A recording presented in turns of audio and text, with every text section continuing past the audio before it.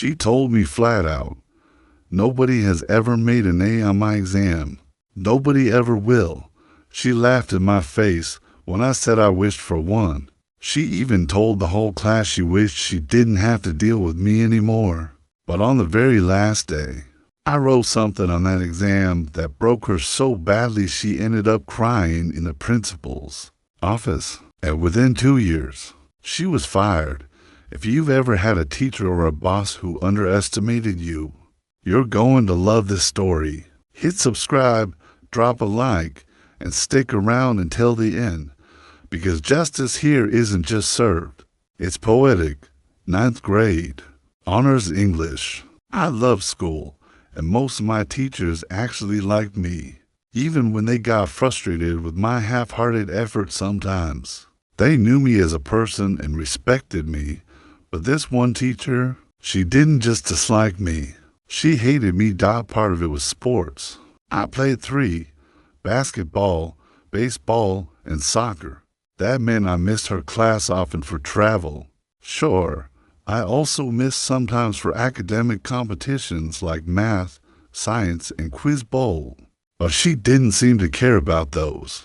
It was the sports that made her blood boil, and she found ways to punish me for it. For example, after every long-away game, she would double our homework load, always due the very next day. She didn't even check homework every day, but she always checked it after away games. It was a targeted strike, and we all knew it got worse. She started grading me unfairly. I get 70s or low 80s on essays with no red marks, no feedback, while classmates had papers full of corrections and walked away with 90s. When I asked her about it, she actually admitted her reasoning. You're only doing 70% of your ultimate capability. Others are doing 90% of theirs. I blinked. So, my paper can literally be better than someone else's, but you'll grade me lower? She looked me dead in the eye and said, yes, that was the level of pettiness we were dealing with. Toward the end of the year, she dangled extra credit in front of us. Go see a local college's performance of Antigone. Write a 2,500-word paper tying it into our class discussions, and turn it in with the ticket and playbill. It sounded fair enough, except the play only ran Friday through Sunday, and the paper was due Monday. Now, I had told her for an entire week that I'd miss school Monday for an academic competition. It was the biggest one of the year. You had to place in the top 10 in earlier tournaments just to qualify. I wasn't ditching, I was literally representing the school. She looked me in the eye multiple times and said, no problem, just bring it first thing Tuesday morning. So I did exactly that.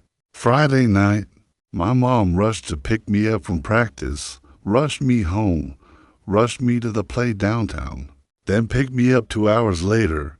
Saturday, I wrote the paper. Monday, I crushed the competition first in one category, second in another. Tuesday, at 7 a.m. before basketball practice, I walked into her room with the paper in hand. She looked at me, smirked, and said, I don't recall ever telling you that. It's late. I won't take it. I was stunned. I reminded her for times she'd told me Tuesday would be fine. She shrugged it off. Her excuses were laughable. Another student turned theirs in Monday, but they lived across the street from school and could walk it in. I lived 20 minutes away. I should have sent it with my mom, who was a teacher, except I'd been told to turn it in Tuesday. Plus, my mom had her own classes. I could have written it Monday night, but then it wouldn't have been fair. I even showed her the file metadata proving I'd finished Saturday afternoon. She didn't care, so I was out the ticket money, the hours of work, and the inconvenience for my mom. That was the moment I realized this woman wasn't just tough. She was malicious. This teacher prided herself on one thing. Nobody had ever gotten an A on her final exam. She bragged about it. She thought it made her legendary. In reality, she just buried us in busy work. On the last day of class, She asked, almost playfully. What's your biggest wish? I raised my hand and said, I wish for an A on the exam. She laughed cruelly. Yeah, and I wish for $1 million, and not to have to deal with you anymore. The class snickered. I sat there, seething. But inside, a plan was forming. The exam was 100 questions plus a 5-point bonus essay. The bonus was generic. What was your favorite part of the class?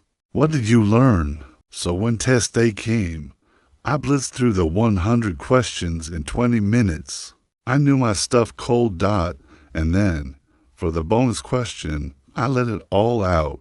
I wrote that I wasn't sure I learned anything from her, that she never once gave me comments to improve my writing, that my favorite part of the class was it finally being over and never having to deal with her again. I listed every unfair stunt she pulled that year, every time she treated me differently than my classmates. And I ended with this: you are, without question, the worst teacher I have ever had. This school is worse off with you teaching the entire 9th grade. I wrote until my hand cramped. When the bell rang at the 1-hour mark, I was the only one who stood up. And as I walked out, I had no idea what kind of storm I'd just unleashed.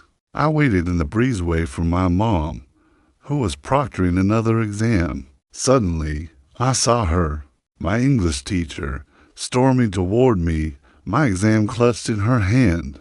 Tears streaked her face. She spat out, "Meet me in the principal's office." Then she stormed off again. I sat there stunned. The soccer coach passed by, raised an eyebrow, and said, "What did you do this time?"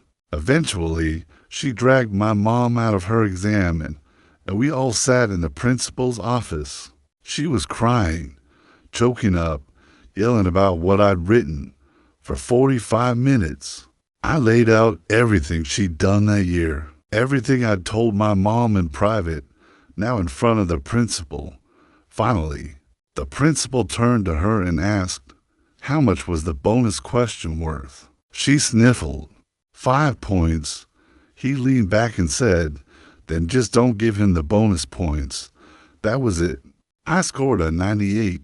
Every other student got their bonus points, but none of them scored higher than 81. She thought she'd humiliate me. Instead, I'd aced her impossible exam. Even without the bonus, she looked broken. She tried one last petty move, dropping one of my old grades by 10 points to lower my final average. It brought me down to AB. I couldn't prove she'd altered it, but I knew. The joke was on her, though. That summer, the school switched to a 10-point grading scale. My B became an A even better. She had to start getting her assignments approved weekly by the department chair. She was forced to accept emailed assignments. And 2 years later, after enough students reported issues, she was fired. I never planned for that to happen. But honestly, she deserved every bit of it. Sometimes, revenge isn't about elaborate schemes. Sometimes, it's just about holding up a mirror and letting someone see the damage they've caused. And when that mirror shatters them, well, that's justice. If you've ever had a teacher, a boss, or anyone in power try to crush you, tell me your story in the comments. I'd love to hear it. And if you enjoyed this tale of poetic justice, hit that like button, subscribe for more, and share this with someone who needs a reminder. The truth always comes out.